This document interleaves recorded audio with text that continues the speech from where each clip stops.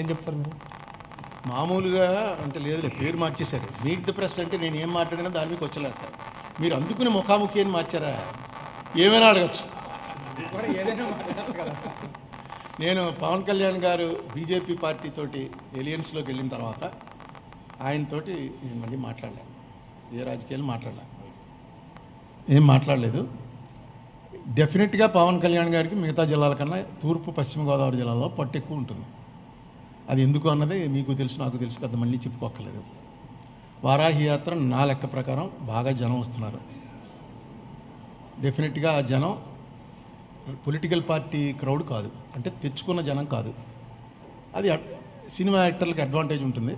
పవన్ కళ్యాణ్కి మిగతా యాక్టర్స్ కన్నా ఎక్కువ వస్తారు. ఎప్పుడు ఆయన ఓడిపోయినప్పుడు కూడా చాలా ఎక్కువ వచ్చారు.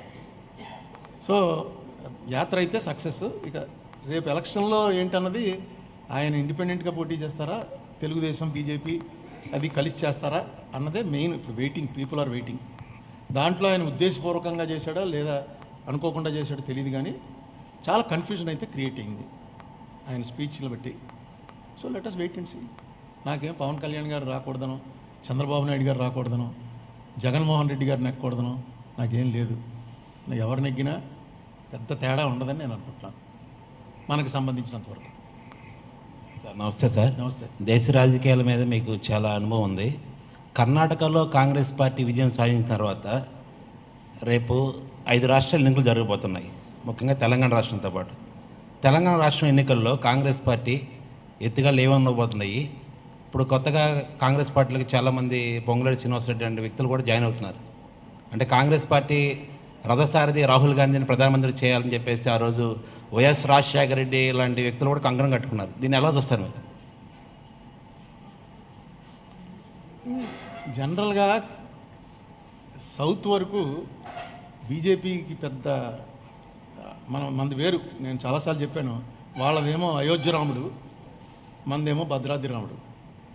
భద్రాద్రి రాముడు మీకు తెలుసు కదా, రామదాస్ అంత గొడవ చేస్తే తానీషాకి కనిపించాడు, రామదాస్కి కనిపించేవాడిని వదిలేయని చెప్పాడు. అక్కడ అయోధ్య రాముడు కొట్టుకుంటారు బాగా, ఇక్కడ మనం కొట్టుకునే టైప్ కాదు. మనది ఫ్రెండ్లీ, హిందూ ముస్లిం అంత. నవాబు పట్టుకెళ్ళి నగలిచ్చేవాడు, అది ఇప్పుడు కూడా తెలంగాణ సీఎం పట్టుకెళ్తున్నాడు. మొన్నటిదాకా ఆంధ్రప్రదేశ్ సీఎం పట్టుకెళ్ళేవాడు. ఆ ఆచారం స్టార్ట్ అయింది ఏంటంటే, రాముల వారి కళ్యాణానికి నిజాం నవాబు గారు తీసుకెళ్ళి నగలు ఇచ్చి అవి ముత్యాలు పట్టుకుని వెళ్ళాలి, ఊరేగింపు. మన కల్చర్ అది సౌత్లో. సో సౌత్లో మత ఇది చేసేటువంటి పార్టీకి పెద్ద ఉండకపోవచ్చు. కర్ణాటకలో ఇంకోటి మనం అబ్జర్వ్ చేయవలసింది ఏంటంటే, కర్ణాటకలో బీజేపీ ఓడిపోయింది, కానీ బీజేపీ ఓట్ షేర్ పెద్ద తగ్గల, చాలా తక్కువ, 1% కూడా తగ్గల. అయితే జేడీఎస్ వీక్ అవటం వల్ల ఆ ఓటు కాంగ్రెస్కి షిఫ్ట్ అయింది. క్లియర్గా తెలిసిపోతుంది చూస్తుంటే. అది కాంగ్రెస్కి అడ్వాంటేజ్ అయింది. ఏదైనా కర్ణాటక గెలుపు అన్నది కాంగ్రెస్కి ఇప్పుడున్న పరిస్థితుల్లో ఒక పెద్ద బూస్ట్. దాన్ని డెఫినెట్గా నెక్స్ట్ రాహుల్ గాంధీ పాదయాత్ర తర్వాత రాహుల్ గాంధీ వేరు. నేను పర్సనల్గా కూడా కలిశాను, ఆయన ముందు కలిశాను, మొన్న కలిశాను. చాలా తేడా ఉంది. డెఫినెట్గా రాహుల్ గాంధీ ప్రామిసింగ్ లీడర్ అయ్యాడని నేను అనుకుంటున్నాను. దీని ప్రభావం డెఫినెట్గా ఉంటుంది. రాబోయే రాష్ట్రాల ఎన్నికలు అంటారా, ఎన్నికల టైంకి ఏమడిగో ఇప్పుడు యూనిఫామ్ సివిల్ కోడ్ అంటున్నారు. ఇది ఏం చేస్తుందో తెలియదు మనకి, నేను అందుకే అంతసేపు చెప్పాను ఇది. సో ఇలాంటివి ఏం చేస్తారో తెలియదు కొత్తవి. ఎందుకంటే బీజేపీ వాళ్ళకి మిగతా పార్టీలకి తేడా ఏంటంటే, బీజేపీ పార్టీకి ప్రిన్సిపల్ ఉంది. వాళ్ళ ప్రిన్సిపల్ తోటి 70 ఏళ్ళ నుంచి ఆ ప్రిన్సిపల్ నమ్ముకుని ఉన్నారు. ఆ ప్రిన్సిపల్ తప్పు అని చెప్పే వాళ్ళకి ప్రిన్సిపల్ లేదు. వీళ్ళకి కూడా ప్రిన్సిపల్ ఉండాలి. అలా ప్రిన్సిపల్ ఉన్నది కాంగ్రెస్ పార్టీ ఒకటి ఉంది, కమ్యూనిస్ట్ పార్టీ ఒకటి ఉంది. రీజనల్ పార్టీస్లో పెద్ద అధికారంలోకి రావడం అనేది ప్రధానమైన అంశం తప్ప పెద్ద, అందుకే బీజేపీ ఉంటే బీజేపీతో ఉంటారు, కాంగ్రెస్ ఉంటే కాంగ్రెస్తో ఉంటారు. సో రేపు రాష్ట్రాల్లో జరగబోయే ఎన్నికల గురించి మాత్రం నేనేం ప్రిడిక్ట్ చేయలేను, కానీ డెఫినెట్గా Congress will perform better. Sir ఇంకో క్వశ్చన్, రాష్ట్ర విభజన అనంతరం ఆంధ్రప్రదేశ్లో కాంగ్రెస్ పార్టీకి రాజకీయంగా చాలా కోల్పోయింది. ఈ నేపథ్యంలో గత 2 రోజుల క్రితం కేవీపీ రామచంద్ర లాంటి నాయకులు షర్మిలా గారు కాంగ్రెస్ పార్టీలోకి ఆహ్వానిస్తున్నాము, పార్టీలో జాయిన్ అవుతున్నారు అని అంటున్నారు. ఈ నేపథ్యంలో కాంగ్రెస్ సీనియర్ లీడర్గా, మీరు రాజకీయ లీడర్గా భవిష్యత్తులో ఆంధ్రప్రదేశ్లో షర్మిలా పాత్ర ఎలా ఉండబోతుంది, కాంగ్రెస్ ఏ విధంగా ఉండబోతుంది? నాకు అంత డీటెయిల్గా తెలియదు, కానీ షర్మిల వస్తే డెఫినెట్గా బాగుంటుంది. ఎందుకంటే రాజశేఖర రెడ్డి కూతురు కదా, కూతురు స్టేట్ అంతా తిరిగింది. కాంగ్రెస్కి చాలా బాగుంటుంది షర్మిల వస్తే. స్టేట్ అంతా తిరిగిందిగా అప్పుడు అతను జైల్లో ఉన్నప్పుడు. సో అందరికీ తెలుసు పేరు, మనిషి తెలుసు. నెక్స్ట్ రాజశేఖర్ రెడ్డి ఈవేళ ఏ లెవెల్లో ఉన్నాడు ఇమేజ్ అన్నది చూస్తున్నాం కదా.